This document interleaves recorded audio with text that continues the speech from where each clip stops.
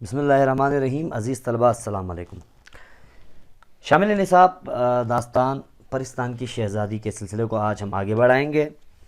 صفحہ نمبر 34 پر آپ دیکھیے گا، سیدانی بھی جب پرستان پہنچی اور انہیں وہاں پر جب ان کے سامنے کھانا پیش کیا گیا تو وہ کھاتے ہی پہلے ہی لقمے پر انہیں بونٹ پلاؤ کا ذائقہ آیا۔ کیوں آیا یہ دیکھتے ہیں۔ میر صاحب کی بیوی بونٹ پلاؤ جو گھر میں چھوڑ کر گئی تھیں وہی پہلے یاد آیا۔ بڑی لڑکی: قلعے میں تو آپ جایا کرتی ہیں، کیا وہاں بھی ایسے مزے کا پلاؤ نہیں کھایا؟ سیدانی: حسینی بادشاہ کے خاص رکابدار کے ہاتھ بڑے بڑے تعریفی کھانے 20 مرتبہ کھائے ہوں گے، مگر بیوی وہ بو باس، وہ آب و نمک ہی کچھ اور تھا۔ ہاں تو بہن، بس پھر کیا تھا، جو کھانے کھائے تھے بلکہ جن کا نام ہی سنا تھا ان کا خیال کرتی گئی، اور اللہ تیری شان، وہی مزہ آتا گیا۔ عزیز طلبہ دیکھیے گا کہ یہاں پر سیدانی بی نے جو کھانا خیال کیا تھا عین اسی کا ذائقہ جب انہیں آیا، تو یہی بات میر صاحب کی بیوی نے بھی بھانپ لی اور انہوں نے بھی یہ بات ان سے پوچھی۔ کہتے ہیں کہ 20 یعنی کہ بہت متعدد بار کو انہوں نے 20 مرتبہ یہاں پہ لکھا۔ بو باس خوشبو کو کہتے ہیں۔ آب و نمک یہ مرکب عطفی ہے، آب پانی، نمک آپ کو پتہ ہے نمک۔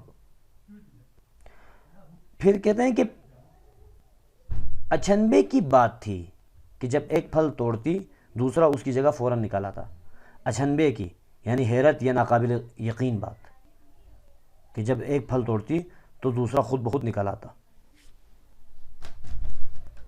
پھولوں کلیوں کو جو چکھا مٹھائیاں تھیں،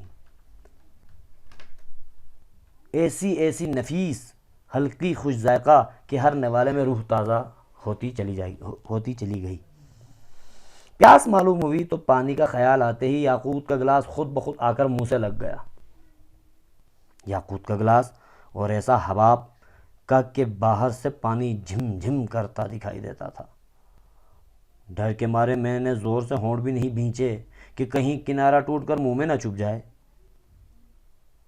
نفیس صاف ستھری، نوالا برکی بھی کہتے ہیں اسے، لقمہ۔ یاقوت ایک قیمتی پتھر کا نام ہے۔ حباب بخارات کو کہا جاتا ہے۔ ہونٹ بھینچنا یعنی کہ ہونٹ بند کرنا۔ اللہ اللہ پانی کو نہ پوچھو، ایسا میٹھا، ایسا معطر خوشبودار، ایسا سفید پانی تو نہیں ہوتا۔ نہ جانے کیا چیز تھی۔ سب کے بعد میں نے سوچا کہ پتوں کو بھی دیکھنا چاہیے، ساتھ ہی پان کا خیال بھی آیا۔ میں پان آج بھی بہت کم کھاتی ہوں، لیکن کھانا کھا کر 2 وقت تو ضرور کھانے کی عادت ہے۔ اب جو پتا توڑتی ہوں تو پان کی خوشبو منہ میں جو رکھا تو یہ معلوم ہوا کہ عطردان میں رکھی ہوئی گلوری گلے میں آ گئی۔ پان مشرقی تہذیب میں استعمال ہونے والی ایک ایسی چیز ہے خوشبودار اور میٹھی کہ جس کا استعمال آج بھی ہے۔ اس کا ایک مخصوص پتہ آتا ہے اور اس پتے کے اوپر چھالیا، گلقند، اس کے علاوہ مختلف قسم کی رسیلی چیزیں رکھ کر اس کو کھاتے ہیں۔ اس سے منہ بھی میٹھا ہو جاتا ہے اور منہ سے خوشبو بھی آتی ہے۔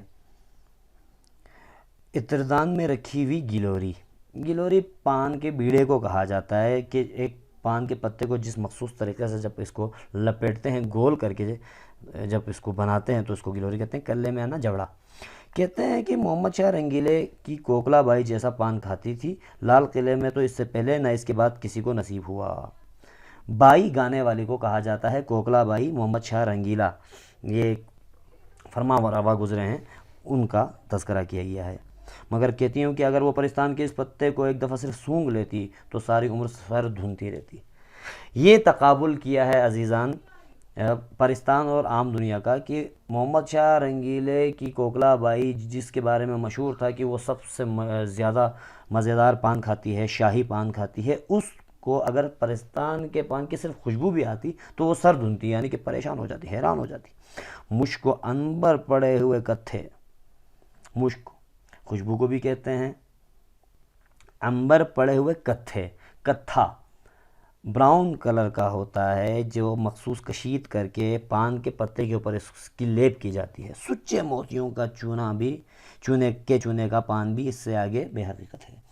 سفید رنگ کا جو چونا ہوتا ہے اس کی ایک مخصوص قسم ہوتی ہے جو ذرا بے ضرر ہو، اس کو بھی پان کے ساتھ کتھے میں شامل کر کے اس پتے پہ اس کی لیپ کی جاتی ہے۔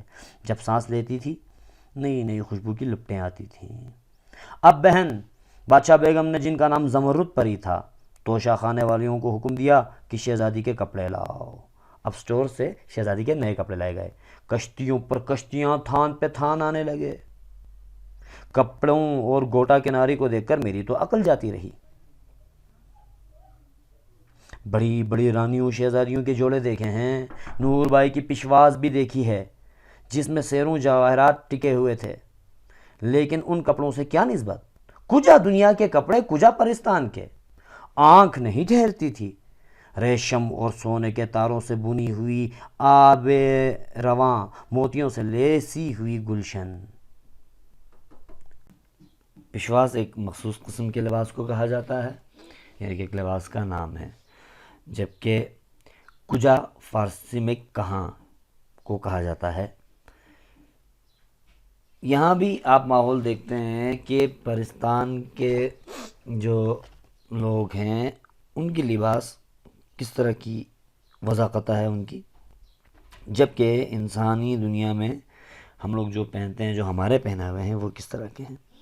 یہ سب کا سب جو ہے تخیلاتی ماحول میں لکھا ہوا ایک سلسلہ ہے۔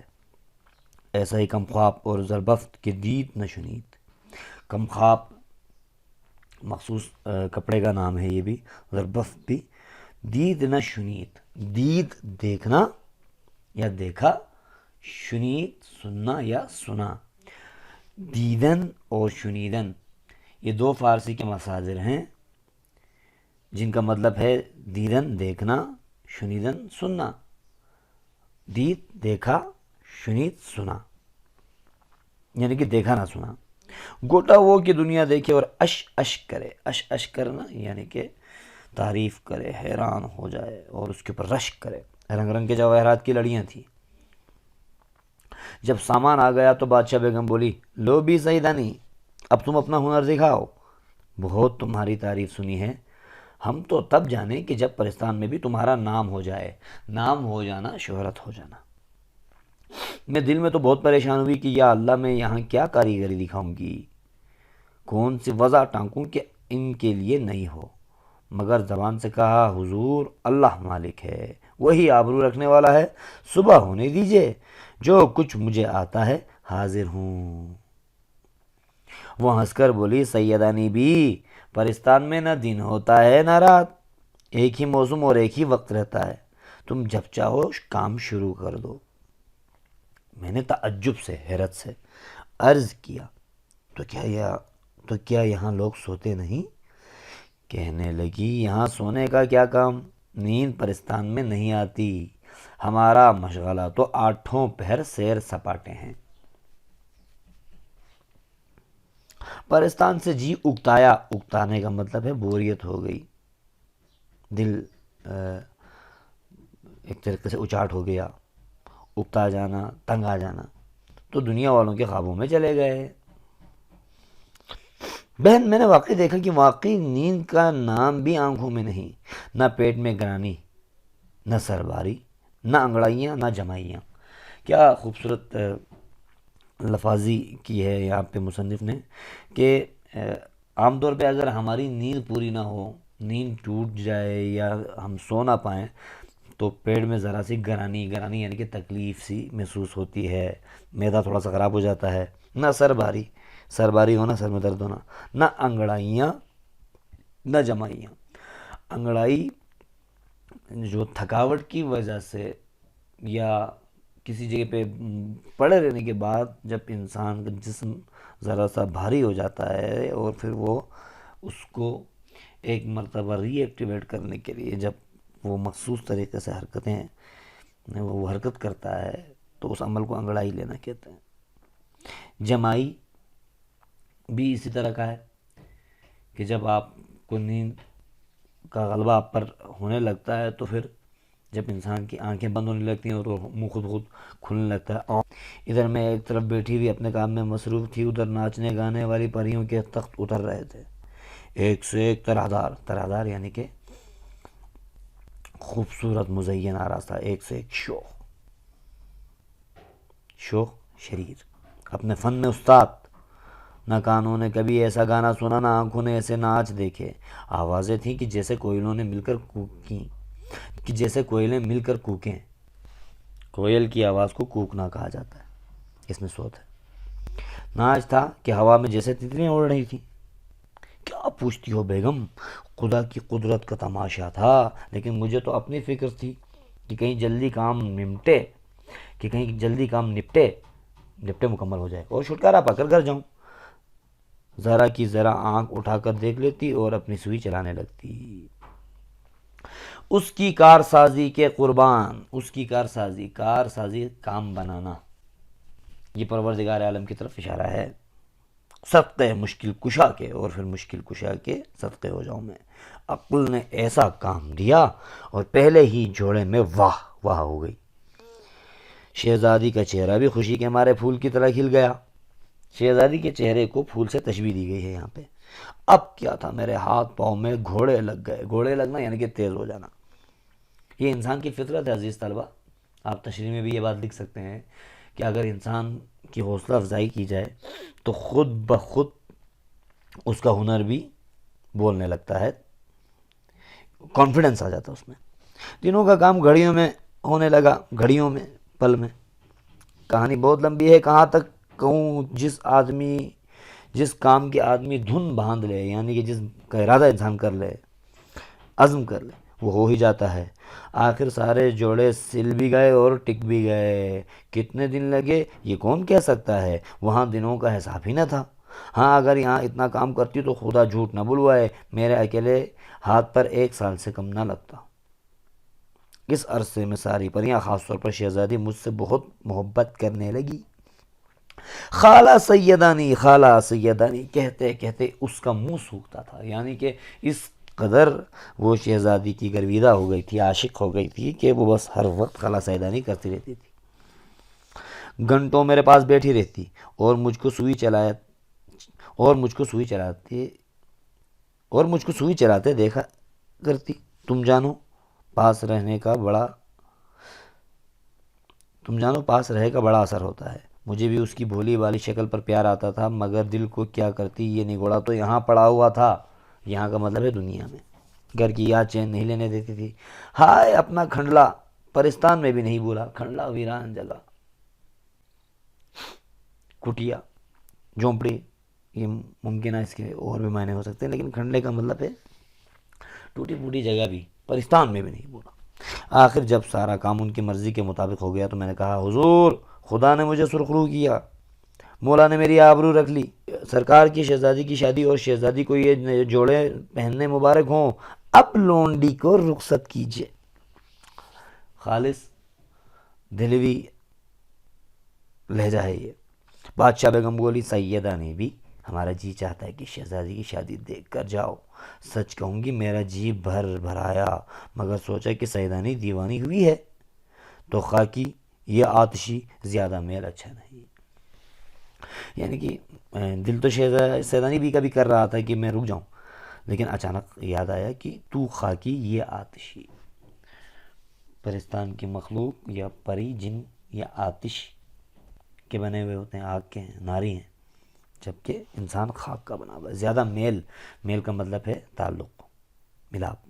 ذرا سی دیر میں بگڑ بیٹھی تو جلا کر خاک کر دیں گی۔ بھاڑ میں جائے پرستان، بھاڑ۔ اور پرستان کی شادی، چل اپنے گھر چل، اور ہاتھ جوڑ کر عرض کیا، شہزادی کی شادی آپ کو جم نصیب ہو، مجھے تو جانے دیجئے۔ یہ سن کر شہزادی کی آنکھوں میں آنسو بھر آئے۔ وہ بولی، سیدانی بھی تم کیوں جاتی ہو، ہمارا دل کڑتا ہے۔ کڑنا تکلیف والا، نہ جاؤ یہیں رہو۔ میرے کلیجے پر چوٹ سی لگی، بڑی مشکل سے اپنے آپ کو سنبھال کر بولی، سیدانی تم پر بھاری، بھی تم اپنا جی بھاری نہ کرو، تم بلاؤ گی تو 100 دفعہ آؤں گی۔ جی بھاری کرنا یعنی کہ غمگین ہو جانا۔ ایک ہی اچانک ایک دم، دنیا نہیں چھوٹ سکتی، مٹی مٹی میں خوش رہتی ہے۔ کیا خوبصورت جملہ ہے، مٹی مٹی میں خوش رہتی ہے۔ اب یہاں پر ایک مٹی جو ہے، آپ دیکھیے گا کہ لفظ کی تکرار ہے، لیکن ایک مٹی انسان کی طرف اشارہ ہے، خاک، خاکی، اور دوسری مٹی ہماری دنیا ہے۔ شہزادی تو کچھ خفا اور کچھ رونقتی سی ہو کر اٹھ گئی۔ بادشاہ بیگم بولی، اچھا بھی سیدانی تمہاری مرضی، جاؤ خدا حافظ۔ اور اسی کلمو ہے کالی شکل والے بکر گدھے کو حکم دیا کہ سیدانی بھی کو ان کے گھر پہنچا دے، خبردار جو راستے میں کسی قسم کی شرارت کی، اور دیکھو جو انعام و اکرام سیدانی بھی کو بادشاہ نے دیا ہے وہ سب پالکی میں رکھ لینا۔ دل میں خوش اور ظاہر میں بسورتی ہوئی سب سے رخصت ہوئی۔ بسورنا یعنی کہ غمگین سے صورت بنانا۔ وہی پریزاد جو مجھے پالکی سے اتار کر لائی تھی ساتھ لے کر چلی۔ پھاٹک کے باہر پالکی موجود تھی اور مردوں کسی وضع کا آدمی پاس کھڑا تھا۔ میں پالکی میں بیٹھی اور دم کے دم میں پالکی ہوا سے باتیں کرنے لگی۔ پالکی میں بیٹھ کر میں نے ادھر ادھر دیکھا کہ جو پرستان کے بادشاہ نے انعام و اکرام دیا ہے کہاں ہے۔ اندھیرے میں کیا نظر آتا؟ ہاتھوں سے ٹٹولنا شروع کیا۔ ٹٹولنا اندھیرے میں یا جب کچھ نظر نہ رہا ہو تو آپ اندازے سے آگے پیچھے کوئی چیز ڈھونڈے تو اس عمل کو ٹٹولنا کہتے ہیں۔ ایک کونے میں بہت سے کنکر پتھر معلوم ہوئے، اندازہ ہوا کہ کسی کونے میں کچھ پتھر ہیں۔ جل گئی، بہت غصہ آیا کہ موئے جنات تھے نا، موئے یعنی کہ یہ جن تھے، یہاں بھی داغا کیا، یہاں نے مجھے دھوکہ دیا، یہ ان کے گھر کا انعام اکرام ہے۔ خیر جان بچی لاکھوں پائے، یہ بھی ضرب المثل ہے۔ جان بچی 100 لاکھوں پائے کا مطلب یہ ہوتا ہے کہ انسان اگر خود سلامت رہے تو باقی لاکھوں اس کو مل بھی جاتے ہیں۔ خیریت سے گھر پہنچ جاؤں تو جانوں بڑا انعام پایا، اور چپکے چپکے ایک ایک کر کے وہ کنکر پتھر پردے کی جری میں سے پھینکنے شروع کر دیے۔ قاعدہ ہے کہ خوشی میں راستہ جلدی کٹ جاتا ہے۔ آنکھ بند کرتے ہی گھر آ گیا۔ ڈھیوڑی میں پالکی رکھی گئی۔ ڈھیوڑی گھر کے سامنے جو چھوٹا سا دالان صحن ہے اس کو کہا جاتا ہے۔ چراغ جل رہا تھا، پردہ جو الٹا اور چراغ کی جوت جو پڑی، جوت روشنی تو کیا دیکھتی ہوں کہ جنہیں میں کنکر پتھر سمجھ رہی تھی وہ جواہرات ہیں۔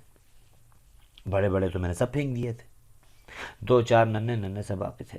سر پیٹ دیا کہ اتنی دولت کھوئی، نگوڑی پھینکنے کی کیا ضرورت تھی، ایسا ہی تھا تو گھر آ کر پھینک دیتی۔ لیکن بہن تقدیر کی کھوٹ کہاں جاتی ہے، کھوٹ خرابی۔ نصیب میں تو پتھر بھی نہ تھے، ہیرے لال زمرد کیوں ملتے، ایک ایک پیر من بھر کا ہو گیا۔ صرف 4 نگینے رہ گئے تھے، وہی لے کر بڑی مشکل سے گزری۔ گھر میں جو پہنچی تو بھونڈ پلاؤ جیسا چھوڑ گئی تھی ویسا ہی دم پر لگا ہوا تھا۔ بڑی بھی پکانے والی مغرب کی نماز پڑھ کر دعا مانگ رہی تھی۔ دعا مانگ چکی تو انہوں نے پوچھا، بیگم کیا راستے میں سے الٹے پاؤں آ گئی، خیر تو ہے؟ میں نے دل میں کہا، لیجئے، یک نشت دو شت، یعنی کہ ابھی ایک مسئلہ ختم نہیں ہوا اور دوسرا پاکستان میں خدا معلوم کتنے مہینے لگ گئے اور یہاں ابھی چاولوں کو دم بھی نہیں آیا۔ اور بڑی بھی بولی، ہاں بھی بھوک لگی ہوئی تھی اور کچھ جی بھی ٹھیک نہ تھا، راستے ہی سے آ گئی، اب انشاءاللہ کل جاؤں گی۔ یہ داستان دلی کی چند عجیب ہستیاں اس مجموعے سے لیا گیا، اس مجموعے سے یہ کہانی لی گئی ہے۔ عزیز طلبہ، اب ہم ذرا بات کریں گے اس تمام ماحول کے اوپر کہ جس میں ہمیں یہ کہانی نظر آئی۔